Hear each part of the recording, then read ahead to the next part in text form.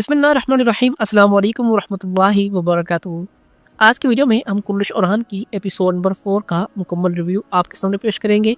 इसके साथ ही इस किस्त की रेटिंग पर भी तबसरा होगा और इस किस्त के कुछ अहम सिनेरियोज़ पर भी तबसरा करेंगे। इनके मुतल्लिक मद्दाह बहुत ज़्यादा हैरत में है, ख़ासकर ओरहान बे के एक तारीखी जंगजू कारा खलील वाला सिनेरियो।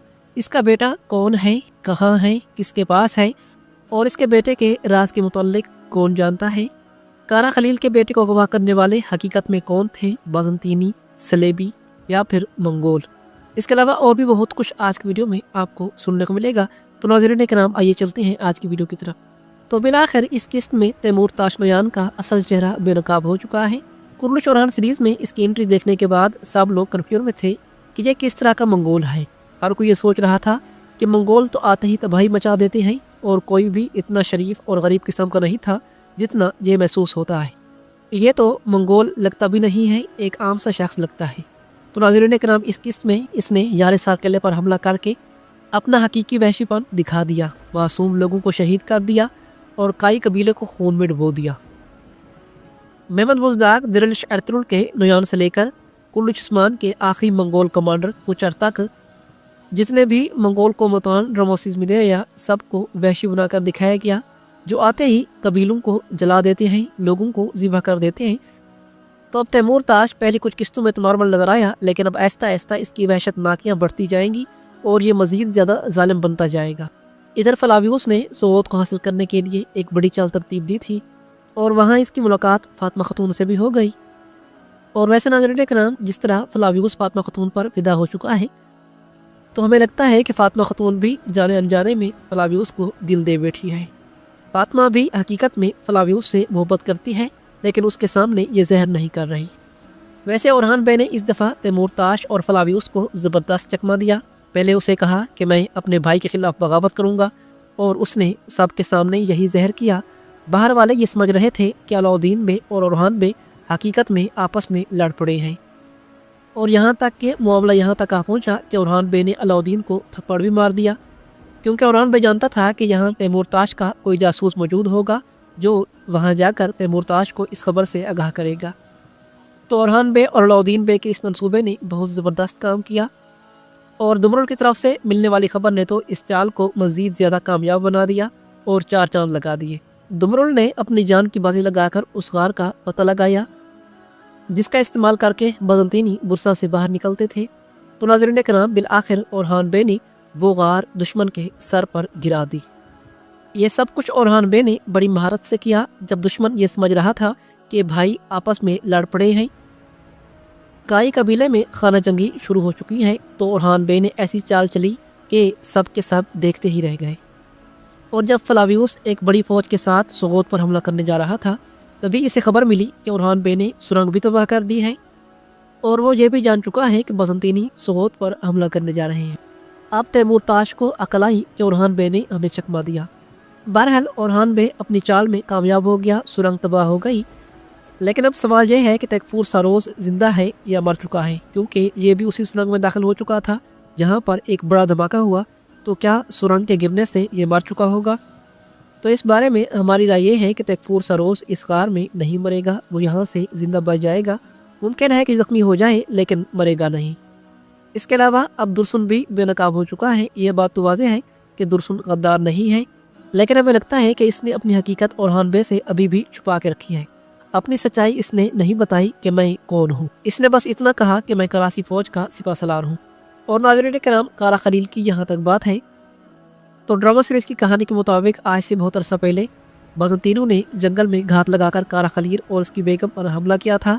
कारा खलील की बीवी आयशा को उन्होंने शहीद कर दिया था, मगर उसके बेटे को मारने की बजाय वो अपने साथ ले गए थे ताकि उसकी परवरिश वो बाज़ंतीनी के तौर पर करें और मुसलमानों के खिलाफ फिर उसे इस्तेमाल करें। अब नाज़रीन किराम, सवाल यह है कि कारा खलील का बेटा था कौन, उसे ले कौन गया और अब वो कहाँ है?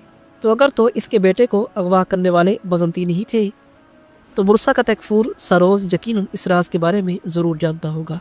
और अगर इस बच्चे को अगवा करने वाले बाज़ंतीनी नहीं थे बल्कि कोई और थे, मतलब कि बाज़ंतीनों का भेस बदल कर उन्होंने इसके बेटे को अगवा किया, तो फिर वो मंगोल भी हो सकते हैं या फिर कोई और खुफिया दुश्मन भी हो सकता है। वैसे इनके कपड़ों पर जो निशान देखा गया है तो मुझे लगता है कि ये दुश्मन कोई आम नहीं है।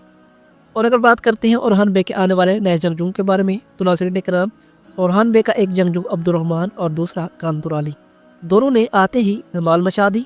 कान तुराली तो वैसे ही तलवारबाजी और तीरंदाजी में बहुत महारत रखता है, क्योंकि ये पहले भी बहुत सारे हिस्टोरिकल ड्रामा सीरीज में काम कर चुका है, तो इसने तो वाकई बमसी की याद ताज़ा कर दी। मतलब कि वही अंदाज, वही स्टाइल और दो तलवारें चलाने में इसकी बहुत ज़बरदस्त महारत है, वही पागलपन और खाने का वही शौक़ और दुश्मनों को काटने का वही जुनून। इसकी एंट्री ने बाकी ड्रामा सीरीज़ को ज़बरदस्त बना दिया।